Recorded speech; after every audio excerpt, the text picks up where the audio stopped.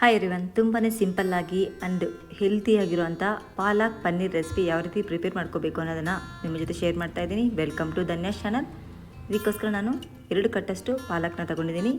ಈಗ ಫಸ್ಟ್ ಒಂದು ಕುಕ್ಕರ್ನ ತಗೊಂಡು ಒಂದು ಅರ್ಧ ಗ್ಲಾಸಷ್ಟು ನೀರನ್ನು ಆ್ಯಡ್ ಮಾಡಿಕೊಂಡು ನಂತರ ವಾಶ್ ಮಾಡ್ಕೊಂಡಿರೋಂಥ ಎಲ್ಲ ಪಾಲಕ್ ಸೊಪ್ಪನ್ನು ಕೂಡ ನಾನು ಆ್ಯಡ್ ಮಾಡ್ತಾಯಿದ್ದೀನಿ. ತುಂಬಾ ಟೇಸ್ಟಿಯಾಗಿರುತ್ತೆ ಫ್ರೆಂಡ್ಸ್ ಈ ಒಂದು ರೆಸಿಪಿ. ನೀವು ಒಮ್ಮೆ ಮಿಸ್ ಮಾಡಿದಿರಾ, ಒಂದು ಸತಿ ಟ್ರೈ ಮಾಡಿ ಯಾವ ರೀತಿ ಬಂತು ಅಂತ ನಾನು ಕಾಮೆಂಟ್ ಬಾಕ್ಸಲ್ಲಿ ಕಾಮೆಂಟ್ ಮಾಡಿ. ಇದರ ಜೊತೆ ನಾನು 3 ಟೊಮೆಟೊನ ಕಟ್ ಮಾಡಿ ಆ್ಯಡ್ ಮಾಡ್ಕೊತಾ ಇದ್ದೀನಿ. ನಂತರ ಬೆಳ್ಳುಳ್ಳಿ, ಈರುಳ್ಳಿನ 1 ಗಡ್ಡೆಯಷ್ಟು ಆ್ಯಡ್ ಮಾಡ್ಕೊಂಡಿದ್ದೀನಿ. ನಂತರ ಹಸಿ ಮೆಣಸಿನಕಾಯಿನ 10 ತಗೊಂಡಿದ್ದೀನಿ ನಾನು. ಆ್ಯಡ್ ಮಾಡಿ 1 ವಿಸಿಲ್ನ ಕೂಗಿಸ್ಕೊತೀನಿ. ಪನ್ನೀರ್ ಕೂಡ ಕಟ್ ಮಾಡ್ಕೊಂಡು ರೆಡಿ ಮಾಡಿ ಇಟ್ಕೊಂಡಿದ್ದೀನಿ. ಈಗ ಬೆಂದಿರುವಂಥ ಎಲ್ಲ ಸೊಪ್ಪನ್ನು ಕೂಡ ನಾನು ಸಪ್ರೇಟ್ ಮಾಡ್ತಾಯಿದ್ದೀನಿ. ಇದಕ್ಕೆ ನಾವು ನೀರನ್ನು ಜಾಸ್ತಿ ಆ್ಯಡ್ ಮಾಡೋಕ್ಕೆ ಹೋಗಬಾರ್ದು. ಸ್ವಲ್ಪ ನೀರು ಆ್ಯಡ್ ಮಾಡಿಕೊಂಡ್ರು ಕೂಡ ಟೇಸ್ಟ್ ತುಂಬಾ ಚೆನ್ನಾಗಿ ಬರುತ್ತೆ. ನಂತರ ಸ್ಟವ್ ಆನ್ ಮಾಡಿ ಪ್ಯಾನ್ ಇಟ್ಟು ಆಯಿಲ್ 2 ಟೇಬಲ್ ಸ್ಪೂನಷ್ಟು ಆ್ಯಡ್ ಮಾಡಿಕೊಂಡು ಸಾಸಿವೆ, ಕರಿಬೇವು, ಕಸ್ತೂರಿ ಮೆಂತೆ,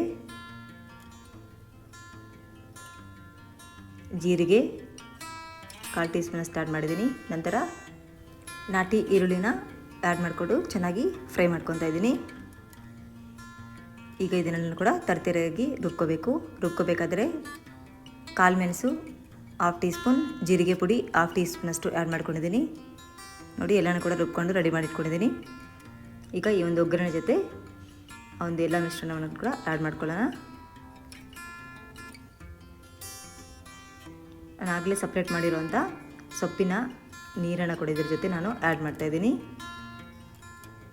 1-2 ನಿಮಿಷ ಚೆನ್ನಾಗಿ ಕುದಿಸ್ಕೊಂಡು ನಂತರ ಕಟ್ ಮಾಡ್ಕೊಡುತ್ತೆ ಎಲ್ಲ ಪನ್ನೀರನ್ನು ಕೂಡ ಆ್ಯಡ್ ಮಾಡಿ 5 ನಿಮಿಷ ಚೆನ್ನಾಗಿ ಬೇಯಿಸ್ಕೊಂಡು ನಂತರ ಸ್ಟವ್ನ ಆಫ್ ಮಾಡಿ ಸರ್ವ್ ಮಾಡಿಕೊಂಡ್ರೆ ಸೂಪರ್ ಆ್ಯಂಡ್ ಟೇಸ್ಟಿಯಾಗಿರುವಂಥ ಪಾಲಕ್ ಪನ್ನೀರ್ ರೆಸಿಪಿ ರೆಡಿ ಆಗುತ್ತೆ ಫ್ರೆಂಡ್ಸ್. ಇದು ಚಪಾತಿ ಜೊತೆ, ದೋಸೆ, ಮುದ್ದೆ, ರೈಸ್ ಜೊತೆ ಕೂಡ ತುಂಬಾ ಚೆನ್ನಾಗಿರುತ್ತೆ. ನೀವು ಫಸ್ಟ್ ಟೈಮ್ ನನ್ನ ಚಾನಲ್ ನೋಡ್ತಾ ಇದ್ದರೆ ಪ್ಲೀಸ್ ಲೈಕ್ ಮಾಡಿ, ಶೇರ್ ಮಾಡಿ, ಹಾಗೆಯೇ ಸಬ್ಸ್ಕ್ರೈಬ್ ಮಾಡ್ಕೊಳ್ಳಿ. ಹಾಗೆಯೇ ಬೆಲ್ ಐಕನ್ನ ಕ್ಲಿಕ್ ಮಾಡೋದ್ರಿಂದ ನಾನು ಯಾವುದೇ ವಿಡಿಯೋನ ಅಪ್ಲೋಡ್ ಮಾಡಿದ ತಕ್ಷಣ ನಿಮಗೆ ನೋಟಿಫಿಕೇಷನ್ ಬರುತ್ತೆ. Thank you so much for watching. Bye friends.